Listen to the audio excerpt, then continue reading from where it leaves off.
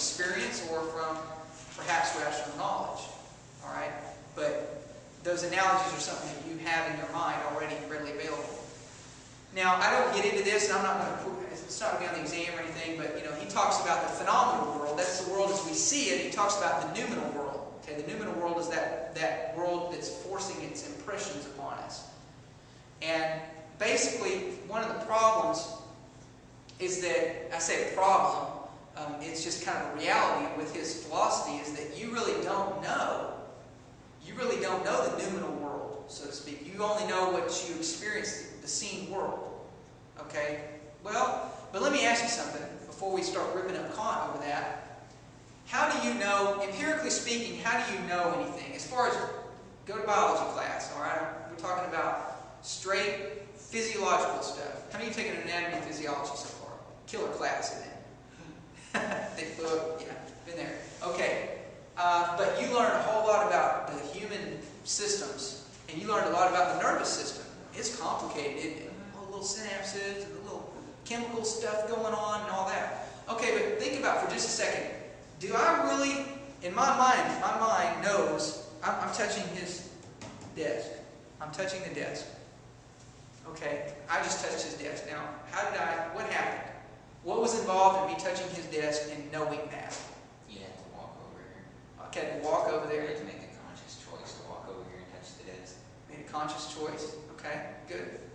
And then, and that involved what? Your brain. My brain. We assume. How do you know I have a brain? Maybe I don't have a brain. You just think I have a brain. It's really an electronic microchip up here somewhere. Runs everything. We assume I have a brain. I assume I have a brain. I've never seen it. Wind blows, dead whistle. Neurological impulses, right? My mind sent little electrical signals out that were, you know, when you're low on dopamine, things like that, some of those signals miss. Some of that stuff misfires, and you have synapses problems and all that. Okay, but that's how we know things, empirically speaking. I'm talking about empirically, from experience. I feel this, but what am I feeling this with? The nerves that are in your fingers. Nerves and the fingers, and it's not even direct, is it? It's linked. It's got little gaps all the way up to the brain where I process all that stuff. My CPU in my head, right? My central processing unit in my skull. Okay, so there's people that imagine there are things, they call them schizophrenic, right? But they perceive things that other people don't, voices, whatever. I think there's something called bugs or something like that. So there are folks that have maybe neurological something going on there, if that's what's going on, sending wrong signals. Something's going on. There's nobody else is hearing these voices. Okay, whatever. And I'm not a psychologist, psychiatrist. There's my disclaimer. I'm not diagnosing anyone. I'm just saying, matter of factly, these are things that we've heard. Okay, that people hear voices or see things that aren't real. Okay. Now, my point is simply this: that we get our information empirically, indirectly. It's really not direct awareness, is it? It's what's removed. My brain is removed from my hand. They are connected biologically. They are connected electronically, or not electronically. I'm not a robot. They are connected electrically. They've got those little electrical impulses going back and forth. My mind tells my hand to move. My hand says, ouch, that hurts. Okay? But these are all little electrical signals going on. So we're actually removed from that other physical entity that we claim that we know, aren't we? So, before we're too critical about Kant saying we don't know the outside world, let's stop and look at biologically how we're designed and go, hey, we really are kind of indirectly knowing these things. It's once removed from us. Alright? And if we're relying, isn't that something, all your decisions and you're driving down the road, and all this is, you're dependent on the little chemicals hitting the right spots in your system and your electrical your nerve endings and all that working properly, So that's a lot to depend on, isn't it? Yeah. Dendrites, and I remember some of these terms. Well, that was 20 years ago or thereabouts. All right. Let's talk about Plato versus Aristotle for a second. And I think that's... Yeah, I want to talk about them because basically, Plato, because they fit into this, even though they're long before the major debate that went on in Europe over rationalism and empiricism, there were already seeds of it sown. And Plato is one of those with his doctrine of the forms. Okay? Now, Plato believes that there is an objective reality found in his theory of the forms. Now, basically, the doctrine of the forms is kind of like there is a realm of the forms. There is a realm of existences where the most real entity exists. For example, let's say the most real door. Where did somebody get the idea for the door over there? Where did that come from?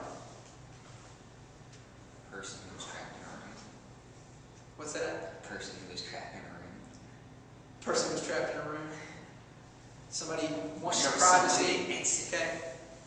Well, Plato would probably say that someone had an idea first for the door. Does that make sense? Is that sensible? It's reasonable, right?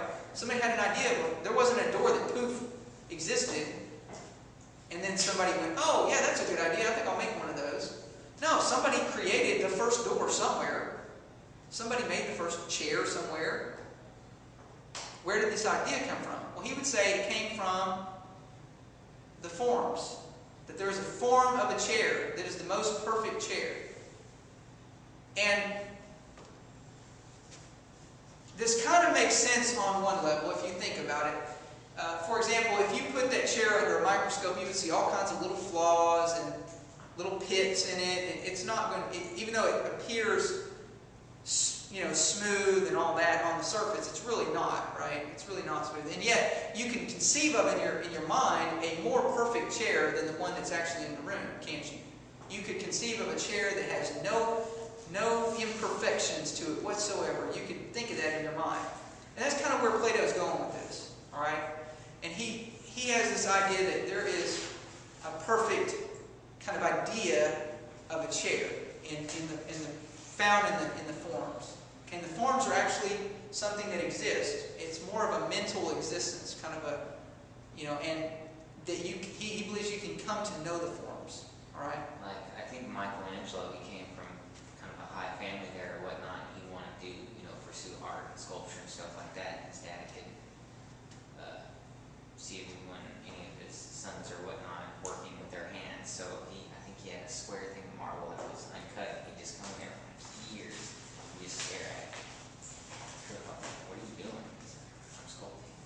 And that's in his mind. He was, yeah, and then eventually when he got to it, Interesting. I don't know. I'd be interested to see if have you seen a history of that anywhere, or if you have a book on it? No, I think someone studied a little bit about that. Okay. No, I don't doubt it. It sounds pretty reasonable, but okay.